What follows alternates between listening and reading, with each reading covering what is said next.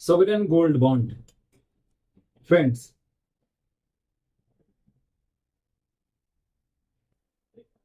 Most probably यह सरकार sovereign gold bond को डिसकंटिन्यू कर सकती है। इसके पीछे सबसे बड़ा जो कारण है वो ये है कि सरकार को इसमें होने वाला नुकसान और उस नुकसान से बचने के लिए सरकार ने बजट 2024 में गोल्ड के इंपोर्ट ड्यूटी को 15% से घटाकर 6% कर दिया है, यानी कि सीधा 9% कटौती है। सरकार ने ऐसा क्यों किया? बहुत सोचने पर मुझे ऐसा लगा कि सरकार जो सोवरेन गोल्ड बॉन्ड जो 2015 में लॉन्च हुआ था उसका पहला जो ट्रेंच है वो तो उसका पेमेंट हो चुका है। अब 5 अगस्त 2016 वाला जो इसी सितंबर में पूरा होगा उसको पेमेंट करने के लिए इंपोर्ट ड्यूटी घटाकर, जिससे गोल्ड के दाम घट गए, सरकार अपना पैसा बचाना चाहती थी। वरना सरकार को क्या फर्क पड़ता था कि गोल्ड दाम बढ़ रहा था, सरकार को इंपोर्ट ड्यूटी से फायदा हो रहा था।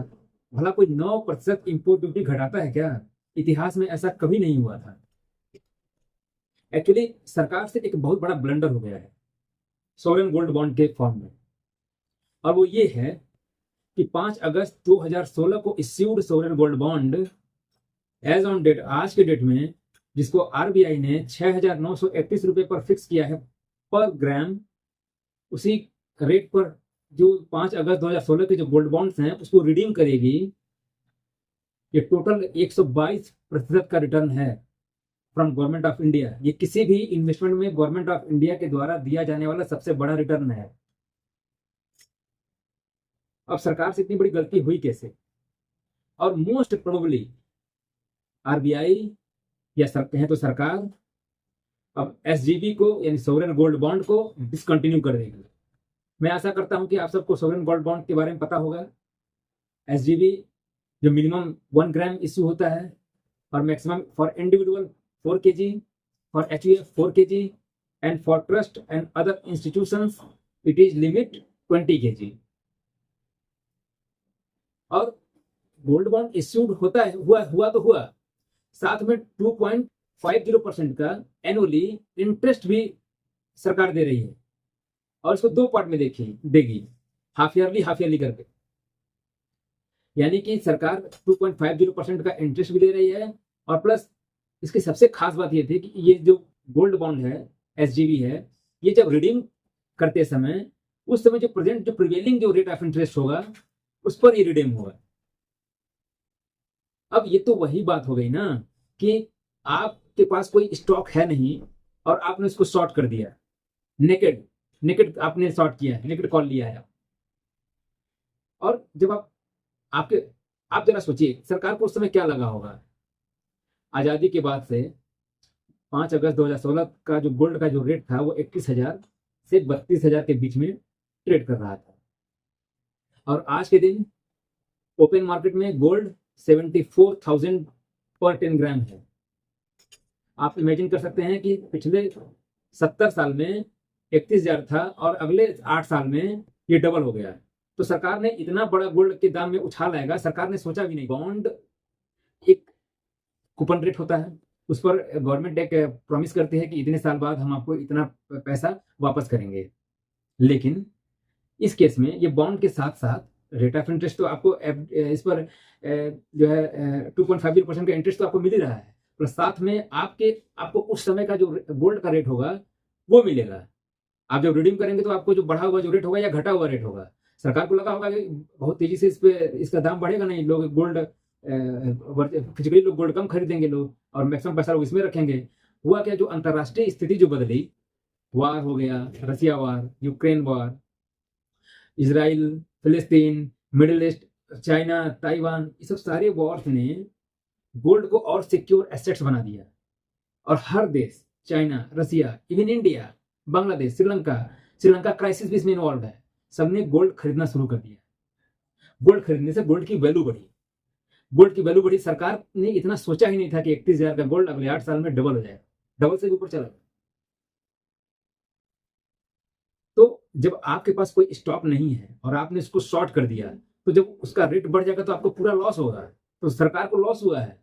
इस लॉस से बचने के लिए सरकार ने 9% का इंपोर्ट ड्यूटी गोल्ड पर जो लगता था उसको घटाया है, 6% लग रहा है। और ये बहुत दिन तक नहीं, जैसे ये सेटलमेंट सब कंप्लीट हो जाएगा, सरकार अब मुझे ऐसा लगता है कि सरकार अब एसजीबी सोवरेन गोल्ड बॉन्ड अब इश्यू नहीं करेगी। अमूमन हर साल आरबीआई 4 ट्रांच में गोल्ड बॉन्ड इश्यू करती थी, अब ये क्लोज हो जाएगा, अब नहीं, नो मोर, अब एसजीबी इश्यू नहीं होगा, किसी भी दिन नोटिफिकेशन आ जाएगा।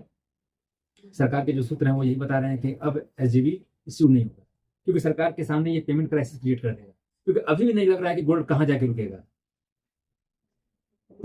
तो जब सरकार को ये पता नहीं था, सरकार ने एक नेकेड कॉल लिया कि गोल्ड को, अपने समझ लीजिए सरकार ने गोल्ड को शॉर्ट कर दिया था, उसको लगा होगा कि गोल्ड का दाम नहीं बढ़ेगा, लेकिन गोल्ड का दाम डबल हो गया। आप डेरिवेटिव सेगमेंट में अगर किसी स्टॉक को आप शॉर्ट कर दीजिए, अगर उसका दाम बढ़ गया तो आपका जितना दाम बढ़ेगा आपका पूरा लॉस होगा।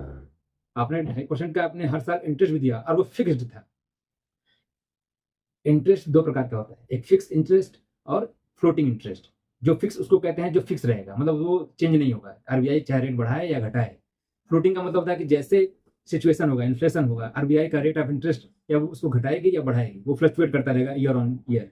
लेकिन फिक्स्ड जो रेट ऑफ इंटरेस्ट होता है उसमें ब्याज दर फिक्स होता है। इसमें शुरू से ही 2016 से 2.50% का rate of interest annually fix था, वो आज भी है, एज ऑन डेट, जिस दिन वीडियो बना रहा हूं मैं उस दिन भी वही है।